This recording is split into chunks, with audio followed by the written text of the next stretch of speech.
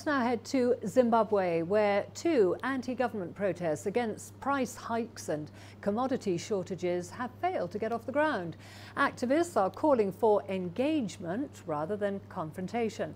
In its worst economic crisis since 2008, the southern African country has been grappling shortages of cash, fuel, bread and cooking oil in recent weeks. CGTN's Farai Mwakutuya reports.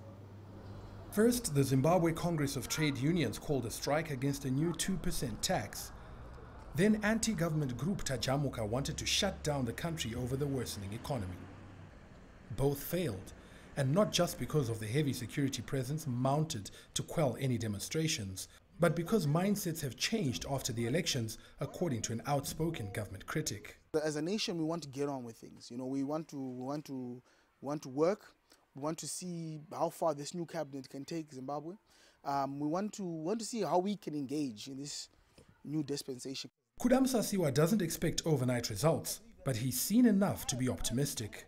If we see situations, for example, the 2% tax, where there is issues of it wasn't thought out properly, I think when we engaged with the minister, I think there was actually some reprieve. You know, so he actually backpedaled a little bit to try and think it out a bit better. And so I think as they learn to listen more and as we learn to engage more, I think we can come up with better solutions together rather than us against them.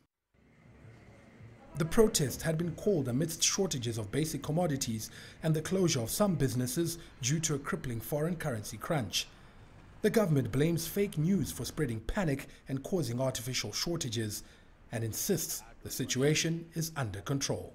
We have had Confederation of Zimbabwe Industries talking directly. We have had Grain Millers Association, again, talking directly to the people. We have had sugar refineries and oil pressing companies talking directly to the public to say there is no shortage to inputs, there is no shortage to the oil itself. There is no challenge in terms of the production of all these essential services. There's been an improvement in fuel deliveries and the black market rate for US dollars has tumbled. The government has promised to arrest bankers and any high-profile officials behind the illegal trading, a move it hopes will mark a return to stability. Farai Mwakutuya, CGTN, Harare, Zimbabwe.